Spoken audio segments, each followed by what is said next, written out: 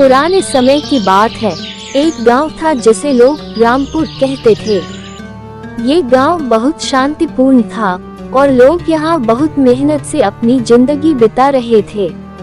लेकिन एक दिन गांव में एक अजीब घटना घटी। गांव के लोगों ने देखा कि उनकी गाड़ियाँ, जो रात को पूरी टंकी के साथ खड़ी रहती थी, सुबह होते होते उनमें से सारा पेट्रोल गायब हो जाता था। पहले लोगों ने सोचा कि शायद गाड़ियों में कुछ खराबी है, लेकिन जब ये घटना रोज होने लगी तो सब चिंतित हो गए। गांव के मुखिया रमेश जी ने गांव वालों को बुलाया और इस समस्या का हल निकालने की सोची। सब लोग आपस में चर्चा करने लगे कि आखिरकार पेट्रोल चुराने वाला कौन हो सकता है। गांव में कोई चोर नहीं था और सब लोग एक दूसरे को अच्छी तरह जानते थे।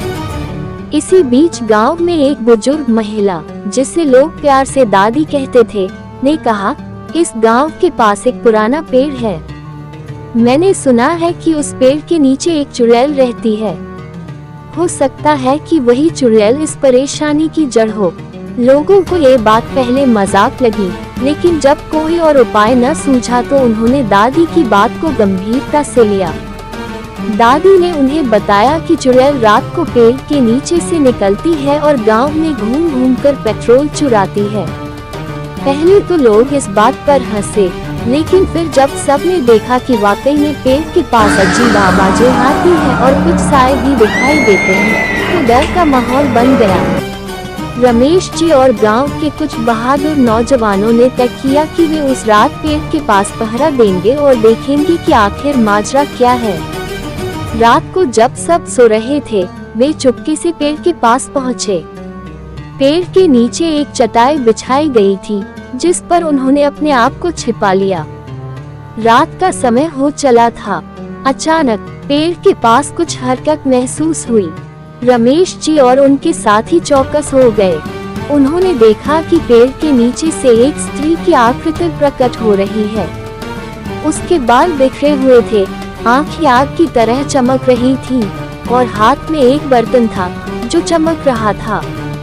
वह आकृति किसी चुड़ैल की तरह दिख रही थी। ये वही पेट्रोल चोर चुड़ैल थी।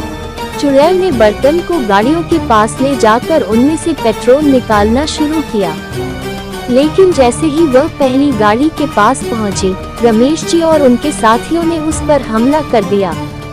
चुड़ैल डर के मारे चीखने लगी और बर्तन को छोड़कर भागने लगी।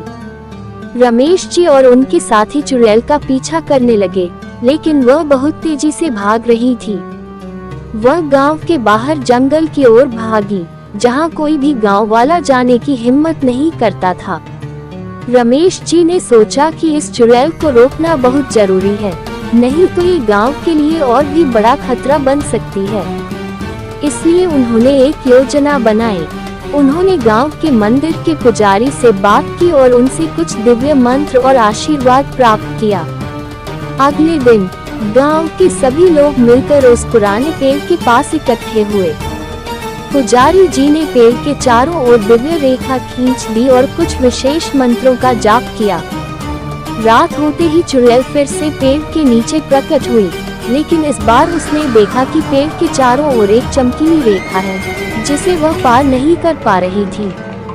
चुड़ैल ने अपने सारे जादू टोने आजमा लिए, लेकिन वह रेखा पार नहीं कर सकी। आखिरकार चुड़ैल ने हार मान ली और बोली, तुम लोगों ने मुझे फंसा लिया है, लेकिन मैं यूं ही नहीं जाऊंगी। मुझे मुक्त कर दो। मैं वादा करती हूँ कि इस गांव को कभी नुकसान नहीं पहुँचाऊंगी।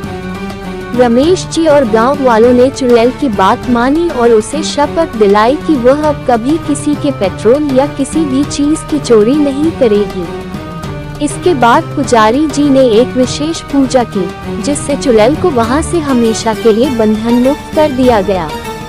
चुड़ैल ने गांव को अलविदा कहा और जंगल की गहराइयों में चली गई।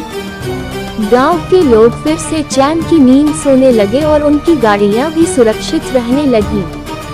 उस दिन से रामपुर गांव में कभी भी पेट्रोल चोरी की घटना नहीं घटी और गांव फिर से अपनी शांतिपूर्ण जिंदगी में लौट आया।